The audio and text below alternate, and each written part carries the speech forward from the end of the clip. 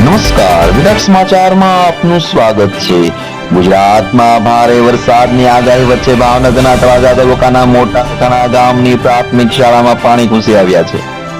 રાજ્યભરમાં ચોમાસાની ધમાકેદાર એન્ટ્રી થઈ છે, ત્યારે ભાવનગર જિલ્લાના તળાજા તાલુકાના મોટા કણા ગામની પ્રાથમિક શાળામાં અને ખંડેરા પ્રાથમિક શાળામાં અતિશય વરસાદને કારણે શાળામાં પાણી ભરાઈ ગયા છે।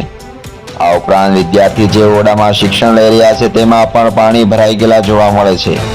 ત્યારે નદી નાળામાં પૂરને કારણે રસ્તાઓ બંધ થઈ ગયા અને ધોવાઈ ગયેલા પણ નજરે પડ્યા છે। ગામની શાળામાં પૂરના પાણીને હાહાકાર મચાયો છે, જેના કારણે વિદ્યાર્થીઓ અને શિક્ષકો મુશ્કેલીઓમાં મુકાયા છે। આવા સમાચાર સાંભળવા માટે અમારી ચેનલને લાઈક કરો, શેર કરો અને સબસ્ક્રાઇબ કરો। આભાર।